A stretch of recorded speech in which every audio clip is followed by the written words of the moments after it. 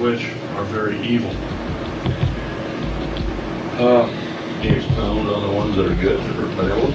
Well, the ones purported by Billy Meyer, the Pleiadians, or Pleiadians, from the seven-star cluster, the Pleiades. That's one of the groups. There's another group from the other side of Orion, another group from about 3,500 light years out, supposedly still with us.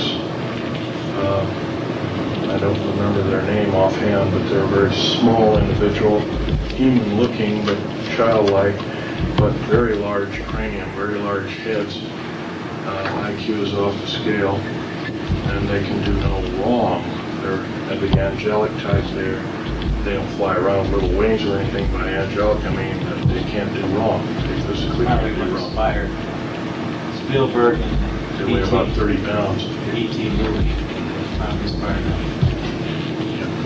About the fourth one? Well, the fourth one is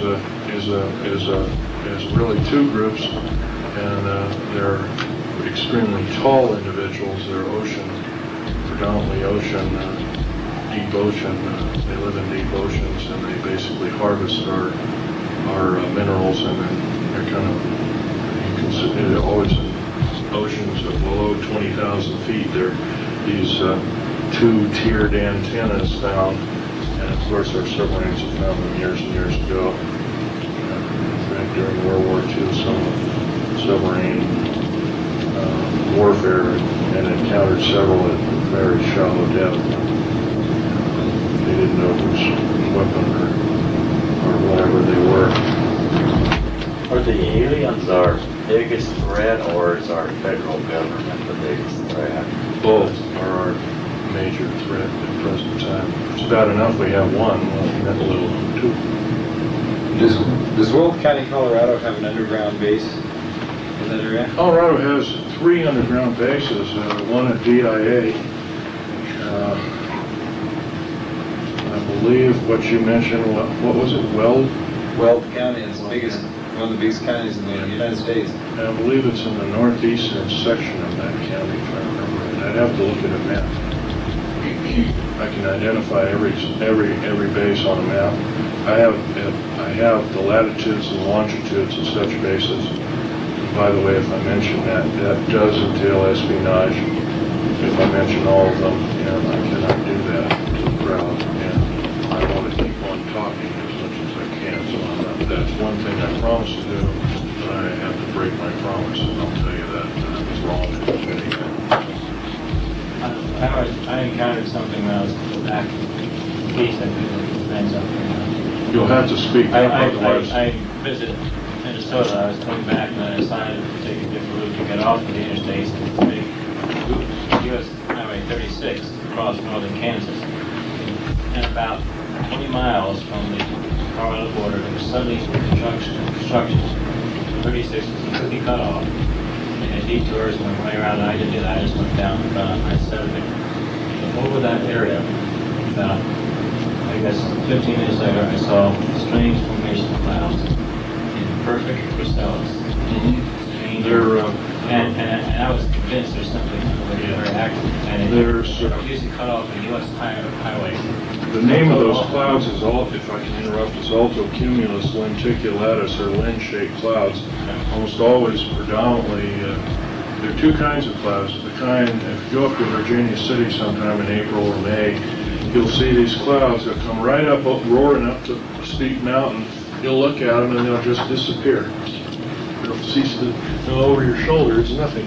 It's kind of that's altocumulus lenticulatus A, and the B kind, it almost looks as like a black thunderstorm-like cloud, and they always have metallic discs in the center. And if you take your camera, your eye won't probably see them. The camera will pick up metallic dots within that cloud structure, and those dots can be professionally analyzed, and you'll come up with the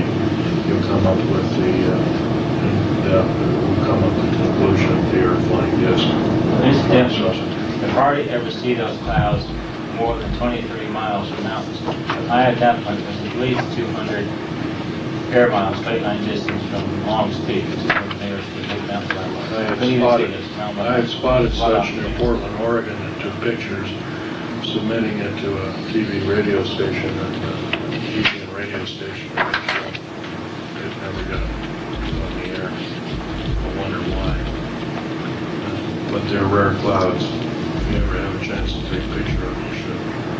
What causes the clouds? Well, the natural formation, of course, is altocumulus. They're extremely high cumulus cloud formation. Of course, cumulus is a building. It's a big, kind of like a thunderhead or a thundercloud. It's air currents rushing up, and of course, with the altocumulus lens-shaped or cookie-shaped clouds, you have air currents rushing up. Basically this, right? Excuse me, air currents rushing up and air currents rushing down, and what they do is they compress the clouds, and then there's air circulation, generally in a clockwise or counterclockwise measure. I studied weather when I was in high school. That was one of our curriculums that we were on. But you've got it right there, it's a man-made one of sorts. Well, yeah, I mean, Similar. the A-bomb is the A-bomb cloud is a lenticulatus. If we're downing one a day in this country, wouldn't it seem logical that there would be more people that would be aware of debris? No, I'll tell you why. As soon as one is downed, they're attacking certain northern tier state Air Force bases, predominantly. If you can get on those bases or stray onto those Air Force bases without getting arrested, good luck. But if one of those craft is down, they seal off the whole area, period.